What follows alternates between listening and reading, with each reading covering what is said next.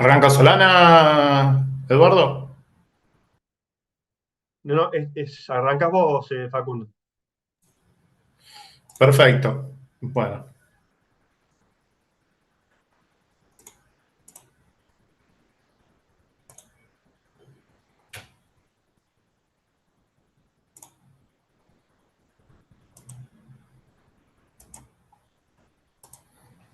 dame el ok nomás.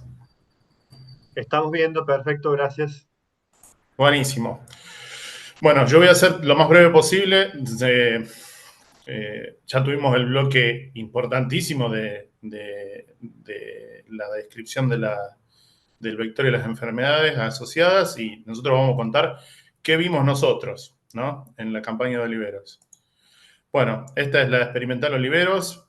Como me dijeron que va a haber público de afuera, ubico la provincia de Santa Fe y dentro de la provincia de Santa Fe donde se encuentra Oliveros, que quiero también destacar que tiene un grado de influencia importante en el clima de lo que es el río Paraná y también el río Carcarañá, que hace que el clima sea más moderado y con menos frecuencia de heladas generalmente. Bien, algunos antecedentes de la experimental de Oliveros en cuanto a este tema. La primera vez que se detectó fue en la campaña 2003-2004, cuando se enviaron muestras de la red de maíz, que en ese momento era toda red de primera, correspondiente a una muestra de la experimental y a un sitio en Venado Tuerto. Yo no estaba en la experimental, pero estuve haciendo un poco de investigación. Y después también ya en la campaña 2011-2012, la fitopatóloga de la experimental, Mariel Lago, junto con Juan Carlos Gamundi, que es el entomólogo de la experimental, encontraron y detectaron también esta enfermedad. En cuanto al vector, es una especie que también vienen relevando y que todos los años la encuentran junto con otras chicharritas en las trampas. O sea que tenemos con frecuencia el vector y hemos encontrado en el pasado estos patógenos. Antes de ir a la campaña actual, repasemos qué pasó en la campaña 22-23, que la mencioné como preparando el escenario, porque fue una campaña donde estuvo asignada por el estrés hídrico y donde las siembras de la zona se volcaron mayoritariamente a la fecha de siembra tardía, donde hubo también un escalonamiento de las fechas de siembra porque las lluvias fueron irregulares, entonces se fue sembrando de a pulsos, de acuerdo al estado hídrico de los lotes. Y también fue una campaña que durante el otoño-invierno tuvo menor frecuencia y magnitud de heladas. Sin ahondar mucho, acá están los datos comparados con lo histórico. Vemos que las heladas agrometeorológicas fueron menores, que también las heladas absolutas, las meteorológicas, también fueron menores. Entonces, podríamos decir que fue una campaña donde no fue muy riguroso el invierno, sumado a lo que había hablado antes.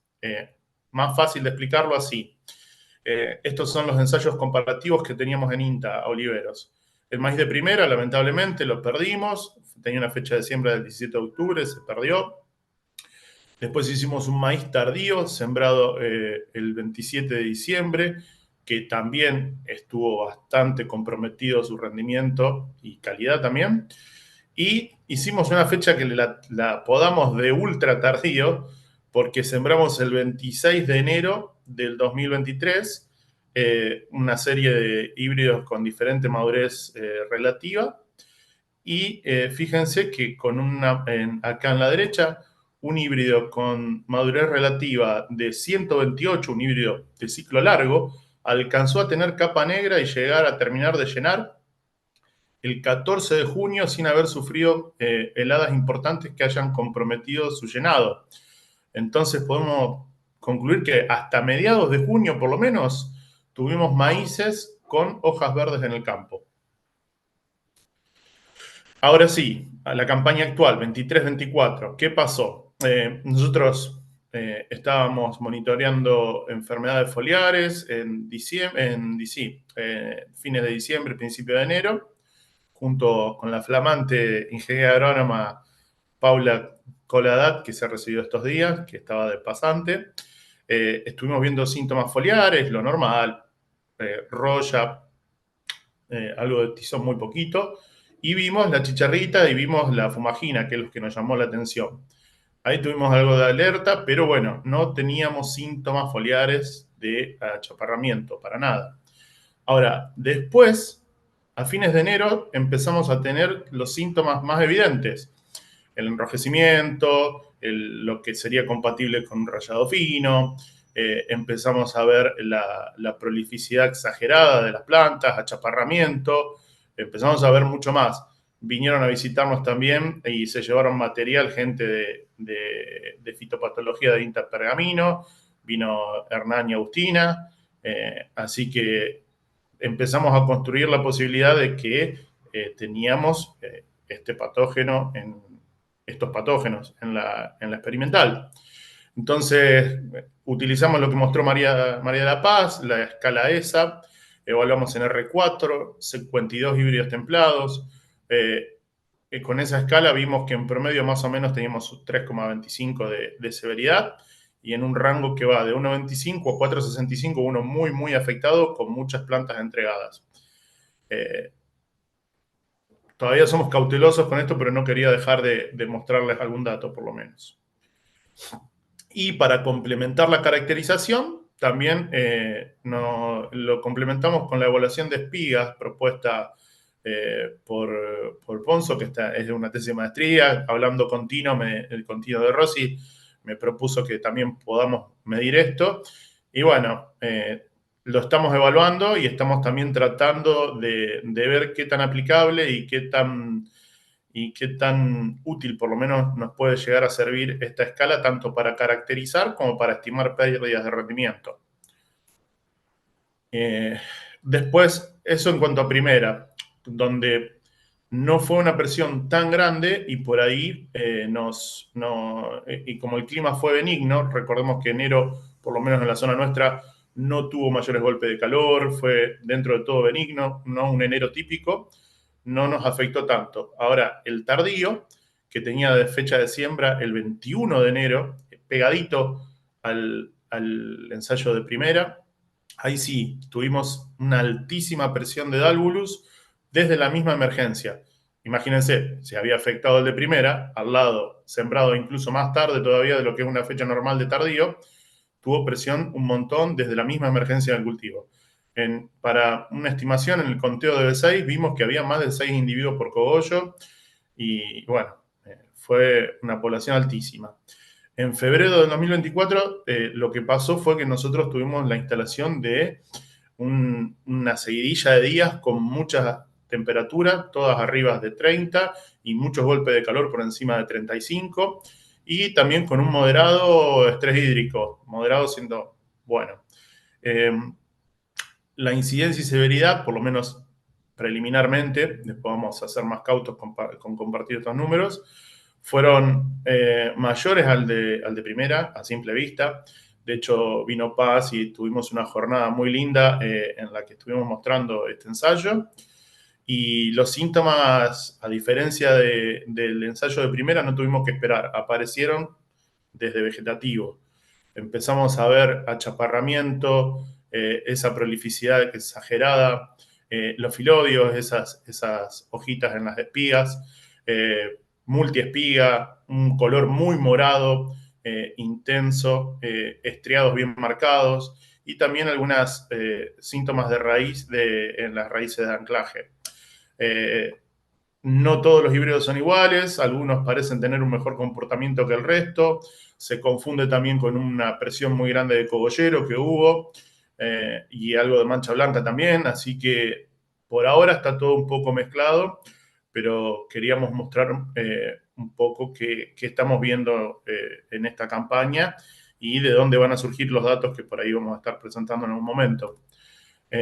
Trabajos a futuro, bueno, que queremos continuar con la caracterización de los híbridos comerciales, queremos colaborar en la construcción de un protocolo también para la caracterización de los híbridos y la estimación de mermas de rendimiento, sumarnos a esfuerzos que con evaluadores calificados tanto dentro de la institución como fuera de la institución y utilizar el marco de la Red Nacional de Maíz y el Programa de Mejoramiento de Maíz para establecer sitios donde evaluadores calificados puedan ayudarnos a generar evidencia científica tanto al seguimiento de las enfermedades como al manejo del vector.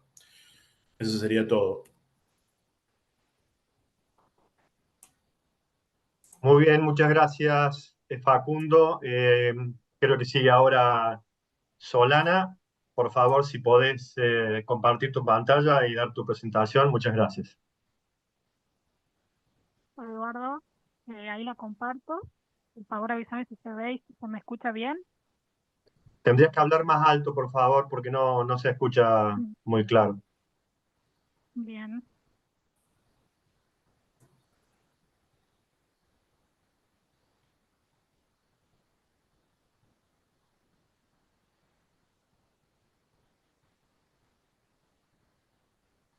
bien, ¿se ve la pantalla ahí?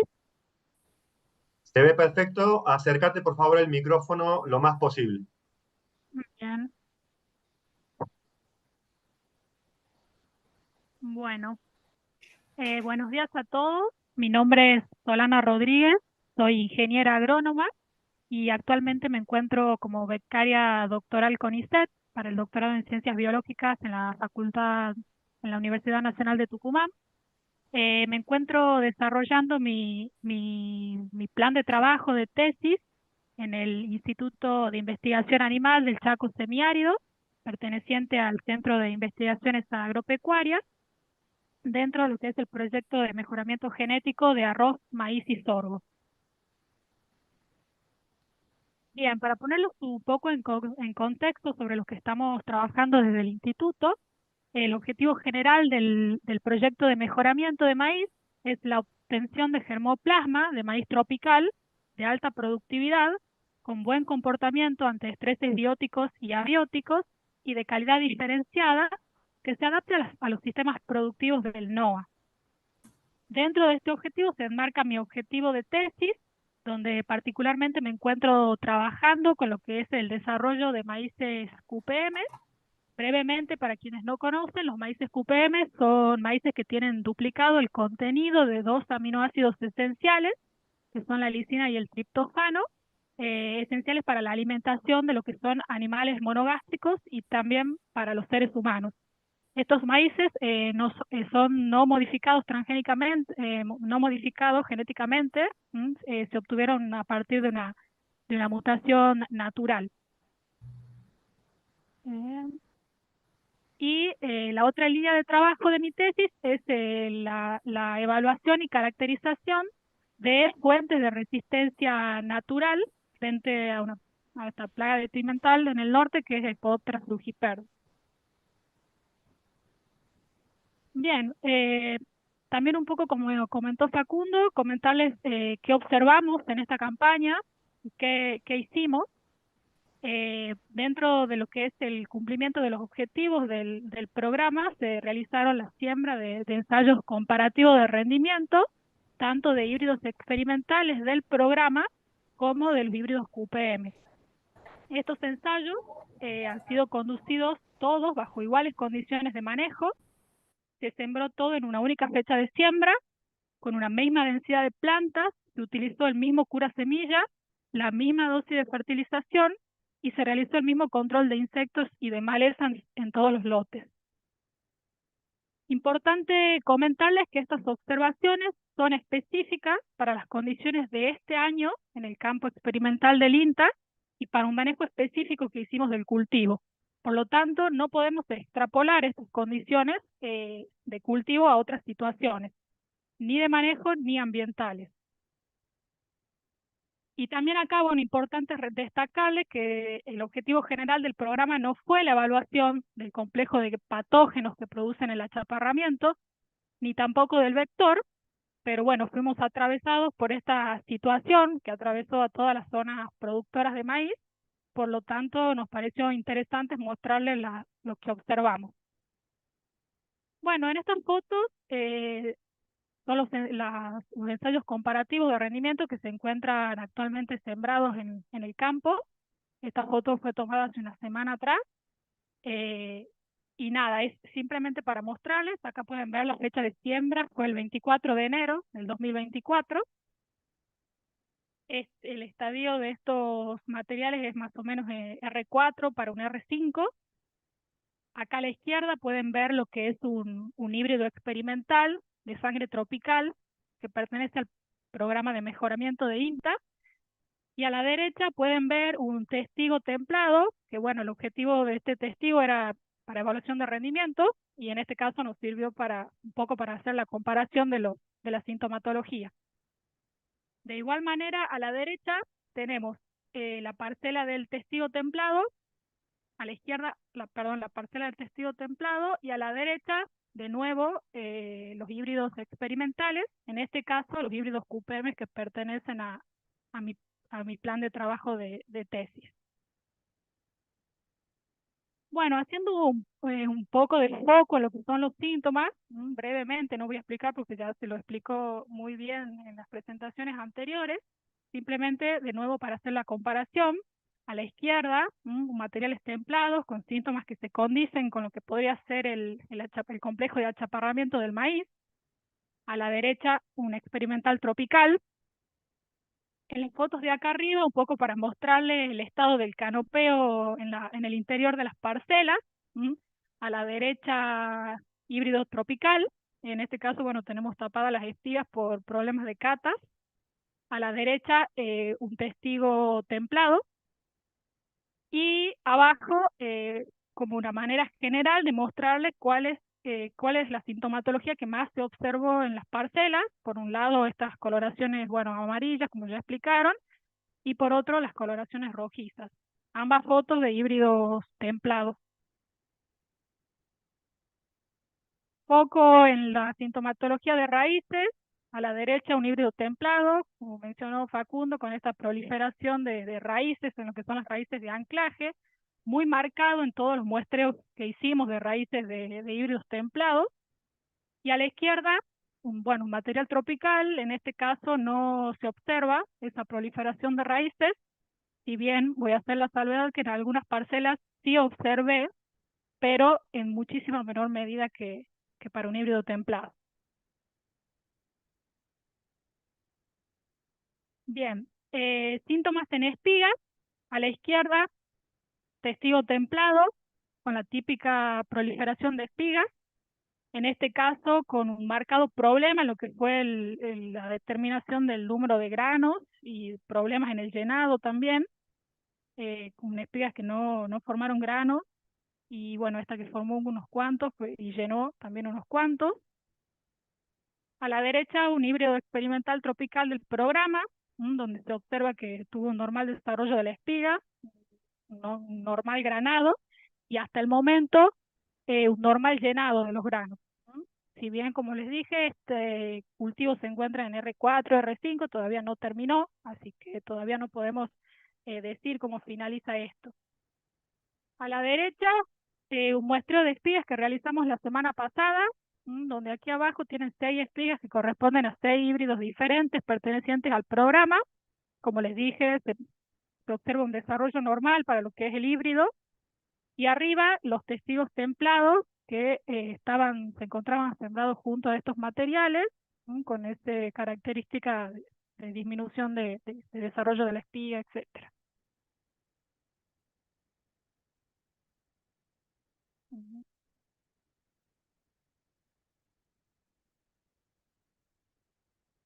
Bien, de nuevo la misma imagen que arriba, pero en este caso para los híbridos experimentales QPM.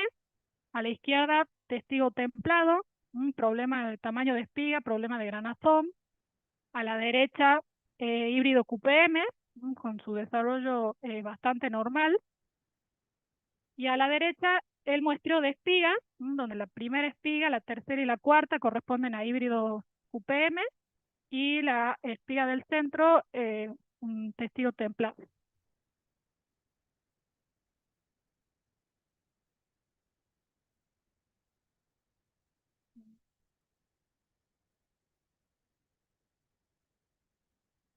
Bien, esto lo puse un poco para comentarles que en el IAC se hicieron estudios previos sobre esta enfermedad, sobre este patógeno, Como bien dijo la doctora Pechi, creo que no nos tomó por sorpresa, ya se hicieron estudios en numerosas ocasiones. Para lo que es el año 2004, ya teníamos una evaluación preliminar de lo que era la disminución de la producción de maíz causada por espiroplasma en Tucumán, el doctor Birla, la doctora Pechi, entre otros. Y aquí me interesa destacar, como también lo mencionó la doctora, al perito agrónomo Luis Jerónimo Gómez, quien fue uno de los pioneros en mejoramiento genético de maíces tropicales para el norte de la Argentina, con numerosos desarrollos de híbridos y de variedades que tuvieron gran impacto y difusión en la región, como el H40, el H45, y uno de los más nombrados y conocidos, el Leales 25, que hasta el día de la fecha lo seguimos encontrando en campos de productores. Estos investigadores ya nos indicaban para lo que fue la campaña 2002 en el departamento de Leales una incidencia de espiroplasma del 62%, ¿m? Que si la comparamos con los valores de incidencia para otras localidades es una de las más altas. Otro trabajo que nos indicaba la presencia del vector y de la enfermedad también en Tucumán, y en este caso particularmente para lo que es el INTA Leales. Este estudio ya nos mostraba en el 2002 lo que es la presencia positiva del vector, Albulus maidis, nos indicaba presencia de espiroplasma, presencia del citoplasma y presencia del virus del mosaico enanizante. Los valores en porcentaje de incidencia para lo que es espiroplasma más el citoplasma alcanzaron valores del 100%. La idea un poco de estos antecedentes era mostrarle que ya se detectó, el perito agrónomo don Luis Jerónimo ya se encontraba en el año 90-91 realizando selección del germoplasma disponible en ese momento en la institución para tolerancia a espiroplasma. Bien, como resumen, un poco para ir terminando, los síntomas que observamos en las plantas se corresponden a los descritos por el complejo de enfermedades que transmite Albulus maidis. Frente a la gran problemática que causó esta enfermedad en la presente campaña, debemos destacar el comportamiento diferencial que observamos en los híbridos experimentales tropicales versus los testigos templados del programa de mejoramiento genético del INTA bajo una misma presión del vector. Como les dije en diapositivas anteriores, debemos esperar a que estos materiales completen su ciclo y lleguen a cosecha para recién poder determinar diferentes niveles de interacción planta, patógeno y vector. Y acá un mensaje: no toda la genética tropical es tolerante, pero existen dentro de estas fuentes de variabilidad para tolerancia al complejo de achaparramiento que desde el instituto debemos explorar. Bueno, y un poco hacia dónde vamos, la idea de todas estas observaciones, como les dije, si bien no fue el objetivo del proyecto, pero nos atravesó esta situación y debemos aprovecharla para poder darle un nuevo objetivo a todo, ¿no?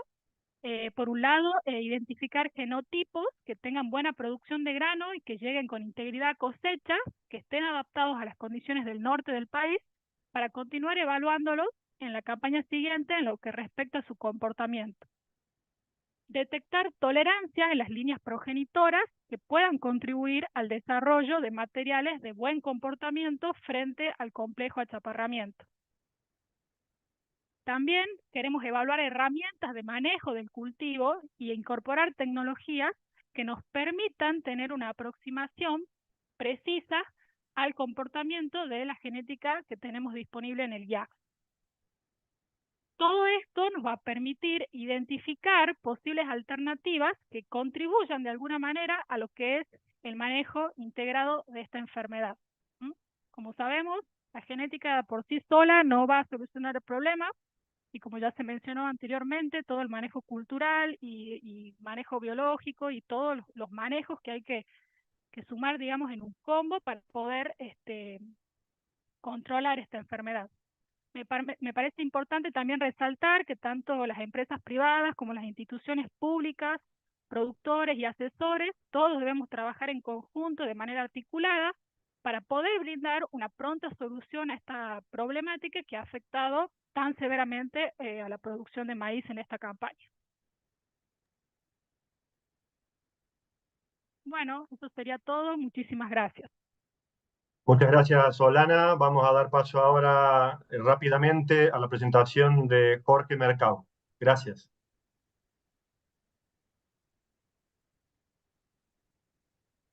Tienes que dejar de compartir pantalla, Solana, por favor, así puede compartir Jorge.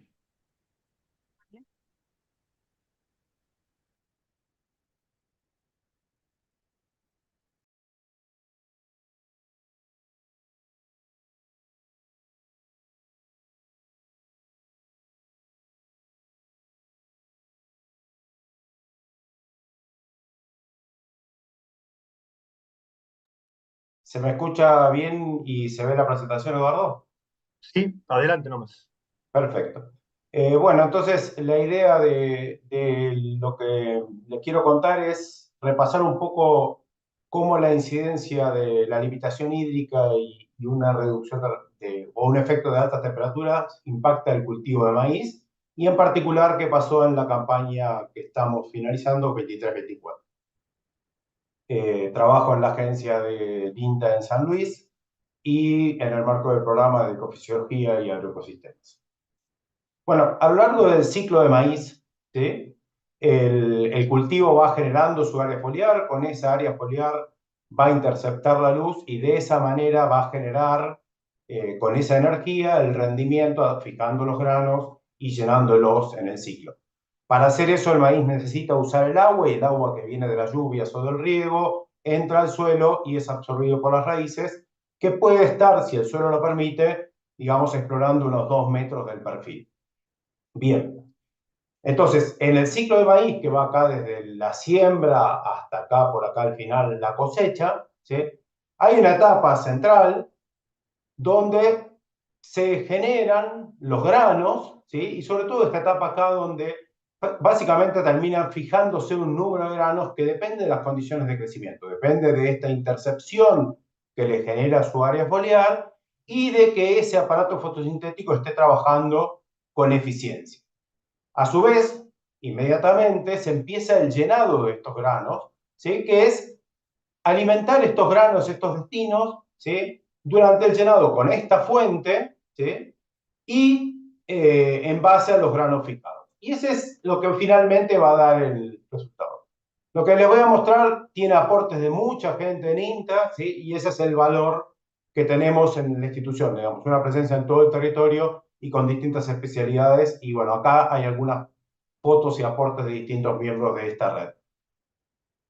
En particular, entonces vamos a empezar con lo que pasa en etapas tempranas del ciclo. En etapas tempranas del ciclo podemos tener una limitación hídrica que nos genere menor desarrollo de área foliar y que al no poderse expandir y al tener menos fotoasimilados y no tener agua suficiente para expandir sus órganos, terminan quedando, sobre todo cuando el estrés ocurre entre B6, B7 y hasta casi BT, entre nudos cada vez más cortos. De hecho, la planta de maíz delata claramente en qué momento de su ciclo tuvo estrés hídrico a través de simplemente ver la longitud de los entrenudos. Y acá simplemente algunas fotos en un gradiente hacia un borde del lote, o acá otra muy clara de una situación de un suelo profundo versus un suelo somero, esta misma que está acá, o esto un estrés hídrico temprano en San Luis, con plantas finalmente con entrenudos muy cortos,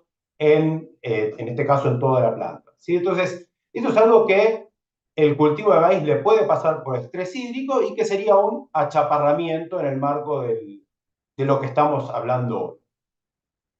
La otra cosa que puede ocurrir en el cultivo de maíz en esta etapa particular de la definición del número de granos es que la limitación hídrica no solo condiciona el área foliar, con que se llega a esta intercepción en el periodo crítico, sino que además genera una reducción de la eficiencia de ese aparato fotosintético que finalmente da espigas más chicas, y entonces vemos así, espigas que no llenan completamente, depende del nivel de estrés, depende de la densidad, un montón de cosas, el grado que vemos esto, pero en principio podemos ver espigas que no están para nada completas. La otra cosa que podemos ver en esta etapa es el efecto no solo de la sequía, sino de las muy altas temperaturas, ¿sí? O sea, las temperaturas por sobre 35 grados como un valor indicativo, ¿sí?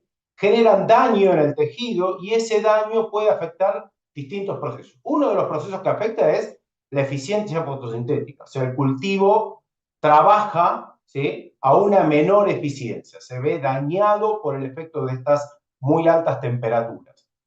Y en particular, una de las cosas que puede pasar con la panoja expuesta sobre el cultivo de maíz, como vemos en el cultivo, o sea, la flor masculina, es que tengamos un efecto en la meiosis del grano de polen que da lugar a polen estéril, que ese polen cuando fecunda a los estigmas en la flor femenina, ¿sí?, da lugar a ese estigma aborta y el grano queda, no se forma el grano ahí, ¿sí? Y es lo que vemos acá, como efecto de grano salteado. Fíjense que faltan granos. Eso es porque hay granitos de polen que eran estériles por este efecto de muy alta temperatura cuando está por emerger o emergiendo la panoja, puede generar este efecto de granos salteados.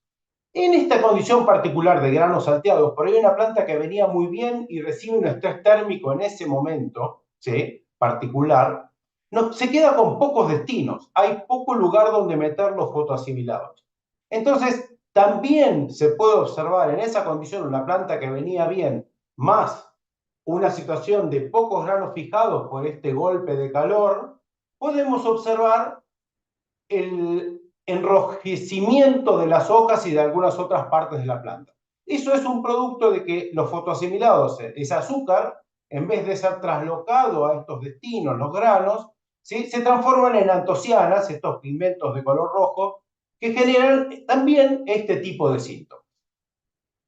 Por último, ¿sí?, un poco más avanzado en el ciclo, una vez que están fijados los granos, esos granos se tienen que llenar. La limitación hídrica puede afectar, ¿sí?, puede generar una senescencia acelerada, además puede reducir la eficiencia de la fotosíntesis, y si además de la limitación hídrica tenemos muy alta temperatura, tenemos reducción de la eficiencia fotosintética, aumentos de los costos de respiración, y finalmente, por golpes de calor, incluso por muy alta temperatura per se, ¿sí? Y finalmente, lo que tenemos es una menor fuente. La misma fuente nos sirve para menos. Y en esos casos lo que termina pasando, si yo tengo muchos granos fijados, es que la demanda es grande, la planta de maíz entrega todo lo que tiene a esos granos, pero finalmente el llenado se termina acortando. Lo que hace naturalmente la planta de maíz es acortar el llenado, ¿sí? O sea, cuando se queda sin recursos, vemos que la planta llega a madurez fisiológica prácticamente senescida. Si no, normalmente una planta de maíz llega a madurez fisiológica, esa capa negra que mostraba hace un rato Facundo, ¿sí?, con la planta verde. Eso es lo más normal de un cultivo de maíz. Cuando se quedó sin fuente y por eso se acorta el llenado, la planta el cultivo está mucho más entregado. También puede pasar otra cosa que ocurrió durante esta campaña, que es el cultivo estaba muy bien, creció muy rápido y pasa con materiales de porte particularmente alto, algunos materiales tropicales o algunos templados, ¿sí?, que por ahí crecen muy bien en un momento temprano en el ciclo, en este momento acá entre B7 y B20, ¿sí?, donde se elongan los entrenudos que crecen por ahí muy rápido y se quedan tallos delgados que cuando ocurre viento, como el fenómeno que tuvimos el 20 de marzo, se terminan volcando sin más renuncio, sí, quebrando, perdón. ¿Sí? O sea, estas cañas débiles se quiebran. ¿Sí? Bien, esos son todos fenómenos abióticos. ¿Qué pasó en la campaña? Simplemente recordarles. Arrancamos la campaña muy mal, ¿sí? O sea, el agua en hasta 2 metros, en algunos lugares suelos someros, en otros lugares simplemente suelos no recargados, estaba muy mal. La cicatriz de la niña pasada nos dejó una región pampeana y chaqueña con muy mala recarga inicial en estos 2 metros que puede explorar el cultivo. Y eso acompañó en algunas zonas, condicionó en algunas zonas las siembras de maíz y acompañó y limitó el crecimiento de la planta de maíz a lo largo de toda la campaña en algunas regiones. Ahora voy a focalizarme primero en una ventana acá en la zona central, digamos en la franja central del país, que ven algunos focos desde amarillo, limón a rojo, donde la recarga del perfil es menor al 50%, incluso al 30 o el 10%, que limitan la fotosíntesis, limitan la capacidad de expandir, generan un estrés al cultivo de maíz. Bien, en esa franja central, las siembras de maíz tardío, primero, una cosa es que, por ejemplo, yo que dije condicionó en la zona de Paraná, el estrés hídrico permaneció bastante tiempo, hasta fin de noviembre, entonces en muchas regiones, acá les mostré una, se termina concentrando las siembras relativamente tarde, ¿sí? Fue muy difícil sembrar temprano, o por ahí se pudo sembrar en alguna situación, y eso fue bastante general. Como dijo Facundo para la pasada, en esta campaña también pasó en distintas regiones, hubo siembras escalonadas, hubo siembras tardías, hubo de todo un poco según los barrios. Cuando nos centramos en el primer periodo de una siembra de fin de noviembre, primeros días de diciembre, esta etapa de los 15 días prefloración y los primeros 20, 25 días de llenado ocurre más o menos entre mediados de enero y el 20, 25 de febrero. En ese periodo, sobre todo a final de enero y principios de enero, tuvimos muy altas temperaturas, ¿sí? Eso fue generalizado, tuvimos eventos con muy alta temperatura, pero si nos focalizamos en estos barrios, el oeste de San Luis, el oeste de la región pampeana y el norte de Pampeano, la región núcleo, una parte importante de la zona núcleo, estaba con falta de agua. Y tuvimos en esas zonas, en esa ventana particular, y sobre todo sobre fin de enero, primeros días de febrero, muchos días, entre 5 y 15 días de muy alta temperatura, mayores a 35, que donde coincide con falta de agua, la planta no puede transpirar, no puede enfriarse y como consecuencia sufre daño de muy alta temperatura. Bueno, eso fue una de las cicatrices que tuvimos en esta campaña asociados a estrés hídrico y térmico. La segunda ventana que les quería marcar es la disponibilidad de agua que tuvieron cultivos que se sembraron a principios de enero hacia el norte de Argentina. Norte de Córdoba, el oeste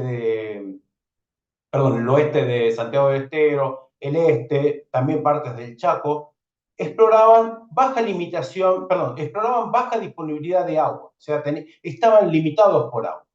Y además tuvieron eventos de muy alta temperatura, entre 5 y 25 días de muy alta temperatura en estas ventanas de 45 días, o sea, de más de 35. Pero además tuvieron temperaturas medias de todos esos 40 días superiores a 26 e incluso superiores a 28 grados, que afectan bastante la eficiencia del aparato fotosintético. Lo que traté de mostrarles es que en esta campaña tuvimos, además del constant, la concurrencia de este estrés, y les traté de mostrar que estas cosas ocurren en el ciclo, ¿sí? La sequía y la muy alta temperatura limitan y reducen el rendimiento de maíz con síntomas comunes a otros factores. Vemos achaparrados, vemos salteados, vemos tonos colorados, vemos maíces que se entregan temprano, vemos maíces que se quiebran e incluso que se vuelcan si aparece algún hongo que ayuda a hacer eso. La campaña 23-24 partió muy mal de agua en muchas zonas y en varias zonas condicionó las siembras de maíz y limitó el desempeño del cultivo de maíz. La combinación con muy alta temperatura generó reducciones de rendimiento, tanto por efecto en los granos fijados, en estos granos salteados o en espigas más chicas, como en el llenado, por esta baja eficiencia con que trabajó el aparato fotosintético. Y frente a la enfermedad que nos convoca, integrar conocimientos es clave, ¿sí? Porque tenemos que aprender juntos y actuar mejor de cara a la campaña que viene. Muchas gracias a todos y disponible para las preguntas. Muchas gracias, Jorge. Con esto hemos concluido el segundo punto del temario, que tiene que ver con qué nos pasó en esta campaña. Y ahora pasamos a otra sección dentro de ese mismo bloque, que hace referencia a los problemas de cosecha. Vamos a darle entonces paso a los colegas Facundo Ferraguti, Fernando Scaramuza y Alejandro Radrizani. Muchas gracias.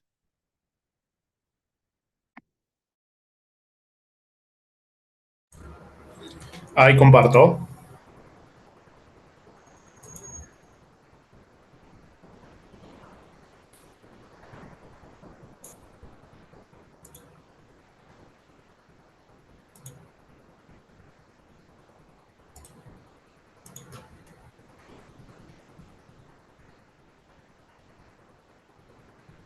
No está.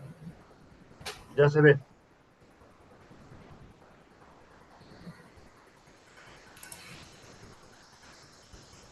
¿Estamos bien? Sí. Perfecto. Disculpen la demora.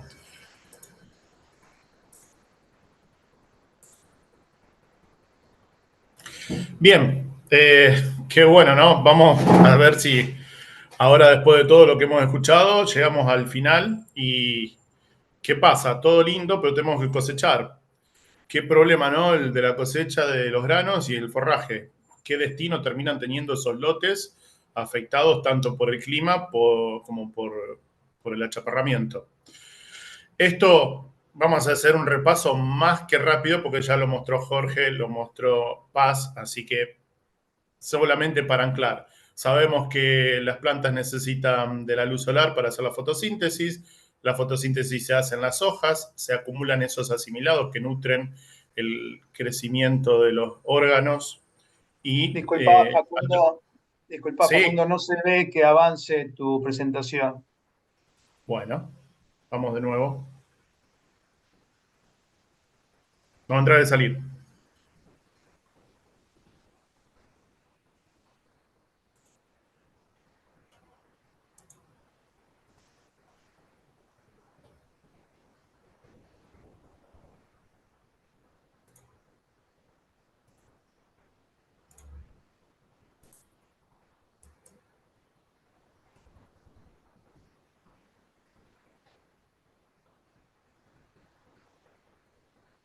Ahí sí ¿Estamos? está bien. Sí. Bien. Bueno, disculpas por la demora. Bien, dijimos que teníamos los asimilados que se acumulan en hoja y después son derivados a lo que son los órganos en crecimiento. Depende del momento del cultivo. En vegetativo va a ir a hojas y tallos y a raíces y luego ya después en reproductivo va hacia lo que es la espiga y sus granos.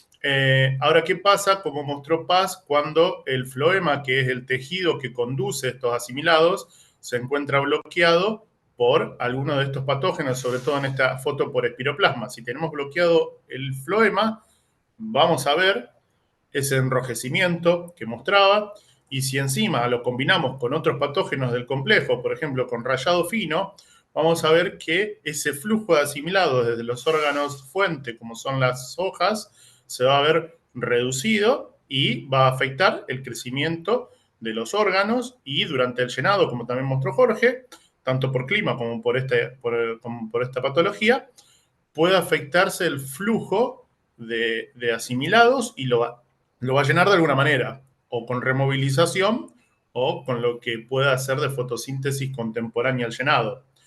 ¿Y qué va a pasar? El síntoma más característico, el primero que vemos, el achaparramiento. Si el flujo es limitado durante vegetativo, los entrenudos van a ser más cortos y va a haber plantas que queden más cortas que otras, más petizas. Tenemos lo de la prolificidad exagerada, que también mostró Paz, muchas espigas en diferentes nudos.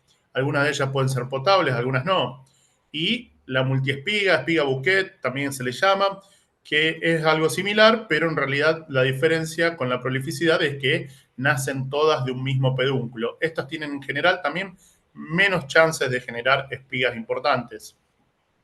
Después, más adelante en el ciclo, puede ser que ese flujo de asimilados no sea lo suficientemente estable y se dé lo que mostraba recién Jorge, una interrupción del llenado de los granos y una madurez anticipada.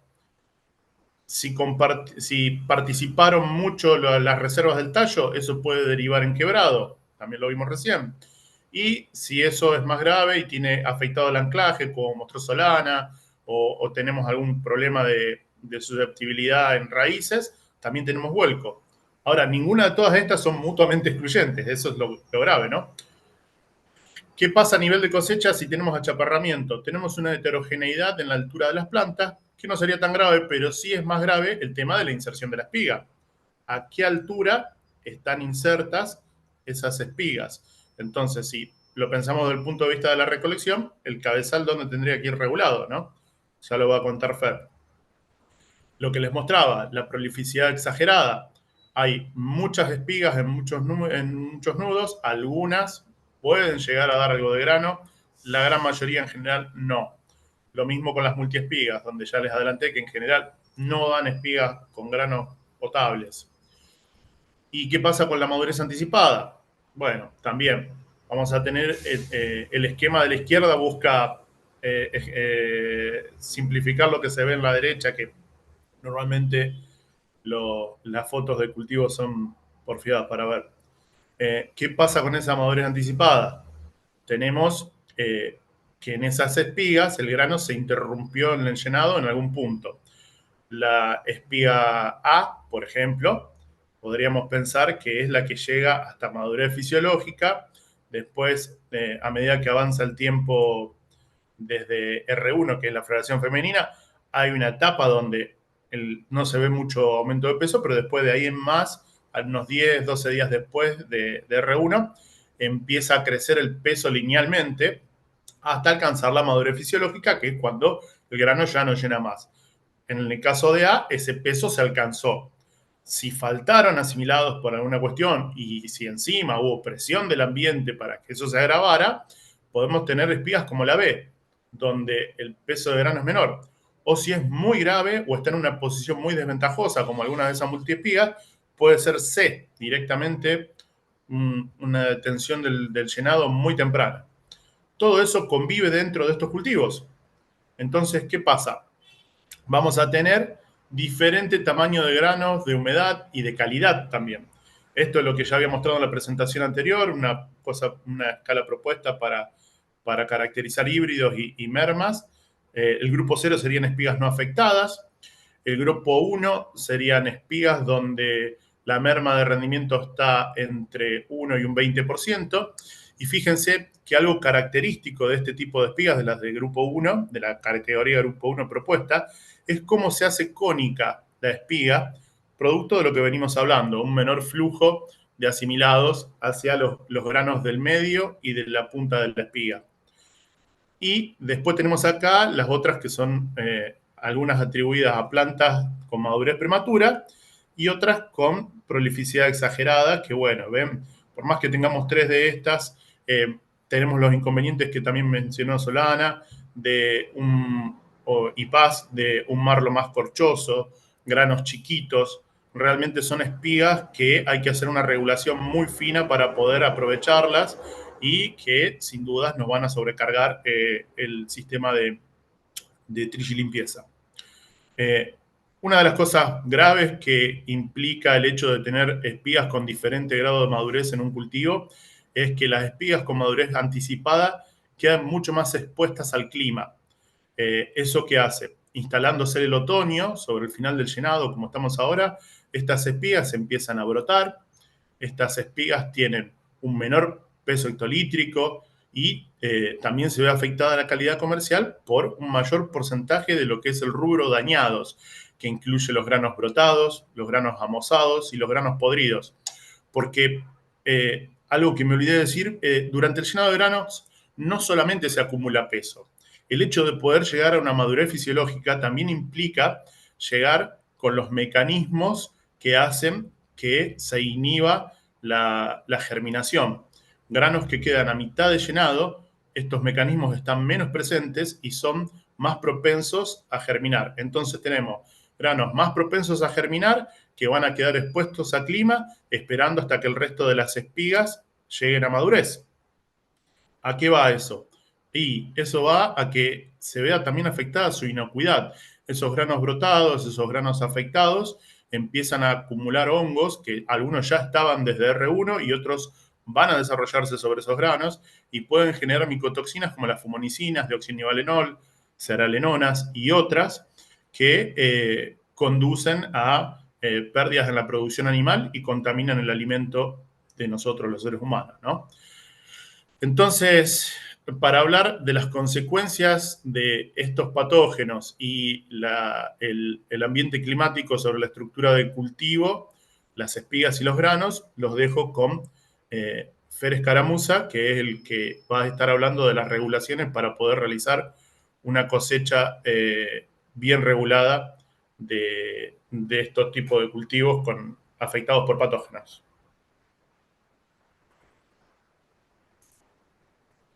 Fer. Gracias, Facundo. De paso, Buenos días. Mi nombre es Fernando Escaramuza. Estamos aquí en INTA Manfredi. La idea es un poco de hablar frente a estas condiciones en las cuales nos estamos encontrando. La siguiente, Facundo. Eh, Frente a estas condiciones en las cuales nos estamos encontrando, vamos a ver qué es lo que podemos hacer en cuanto a las condiciones que tenemos, ¿no? Sí, Estefan.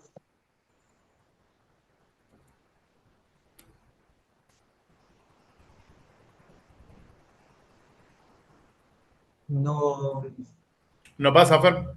no. ¿Querés dejar de presentar y lo presento yo? ¿Querés pasar la voz? Sí, no hay problema. Bien, perdón, no sé qué pasa. Salvo y entro, ¿ver?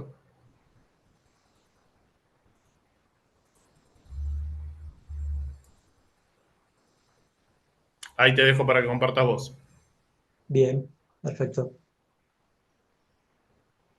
Salió mal el pase, ¿eh? Lo habíamos ensayado, pero salió mal. No hay problema. Bueno, ¿está perfecto? ¿Se ve? Sí, se ve Fer. Bien.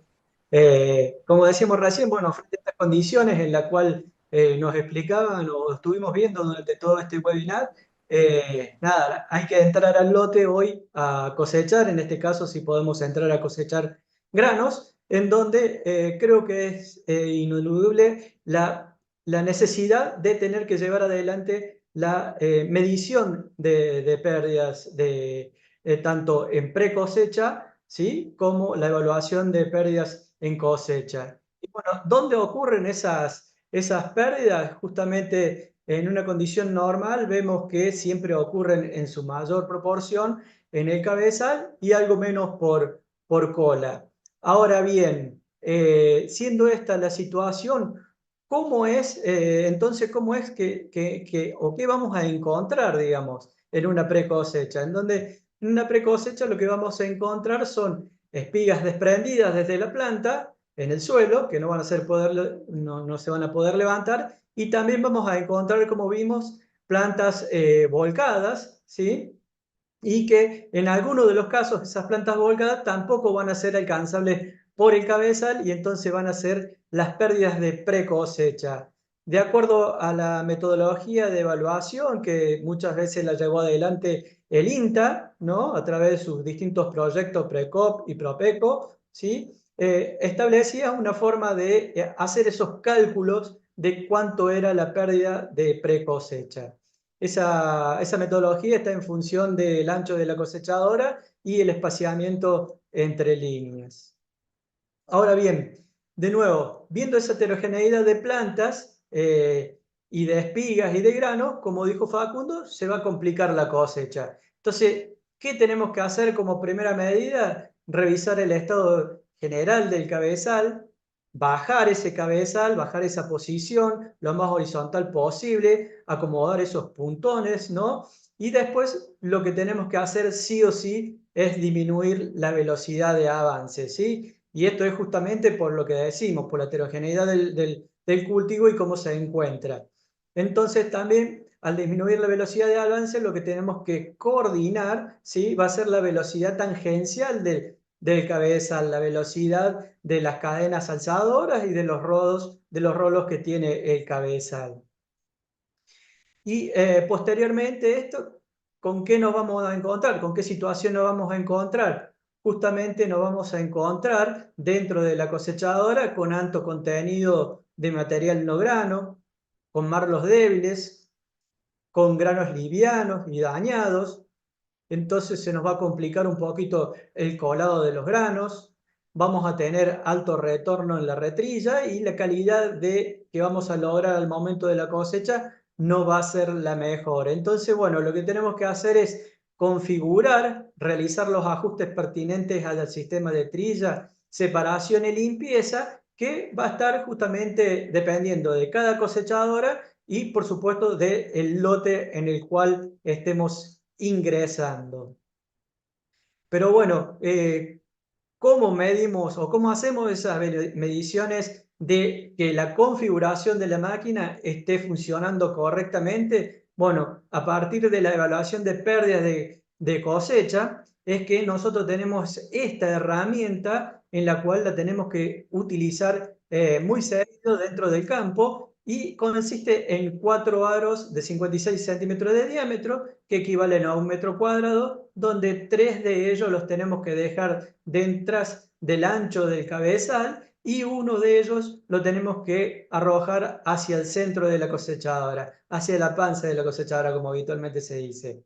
Entonces, ¿qué nos vamos a encontrar por detrás y una vez que pase la cosechadora? Granos que están por encima de ese aro que hemos tirado, y ahí vamos a encontrar las pérdidas de cola, y por supuesto por debajo de ello lo que vamos a encontrar son las pérdidas por cabezal. Entonces, en función de esto y en función de la metodología que anteriormente describíamos, ¿sí? Es que en ese recuadro de pre-cosecha nosotros también vamos a estar buscando cuántas espigas se cayeron del cabezal o las boleó del cabezal, y también vamos a ver cuáles son las cantidades de pérdidas ocasionadas por la cosechadora. En función de esto vamos a ver cómo estamos en cuanto a esa configuración y a esos ajustes que nosotros realizamos en la cosechadora. Lo que tenemos que destacar aquí es que la tolerancia que habían establecido el INTA en condiciones normales eran de 150 kilos por hectárea.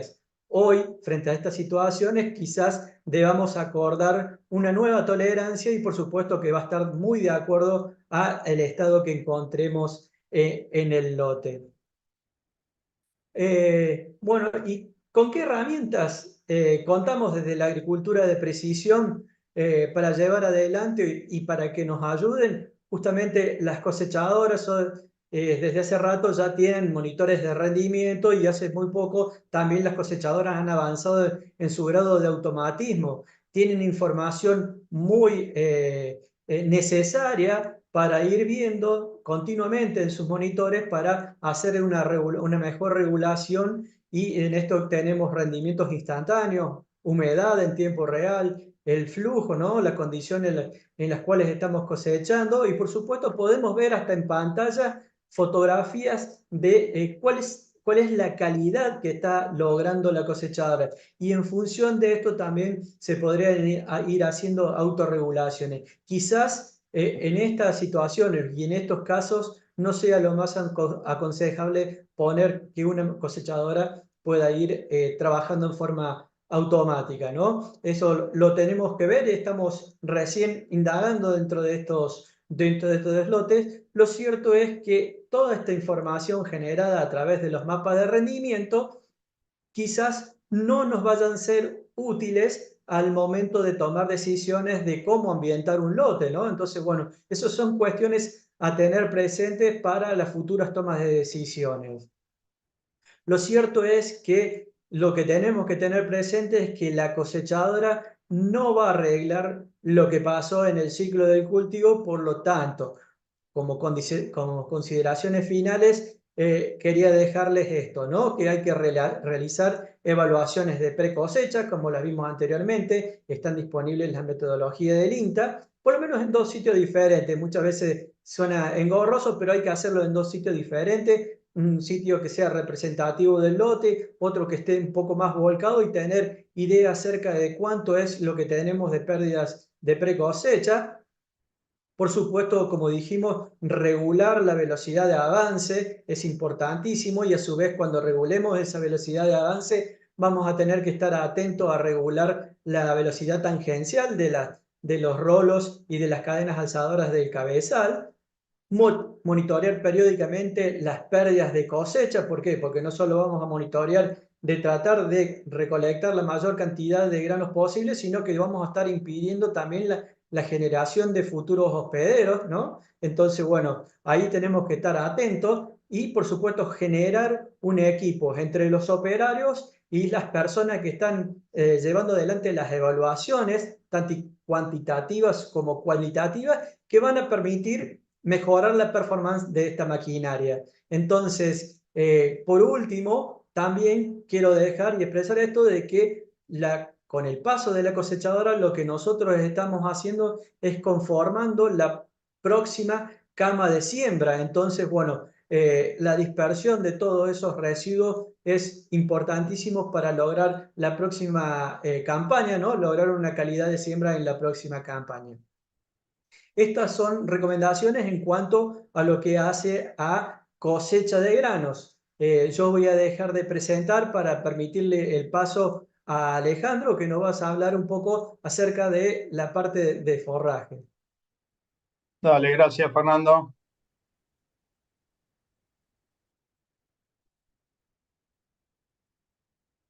Pues ahí sí se ve la presentación, Eduardo.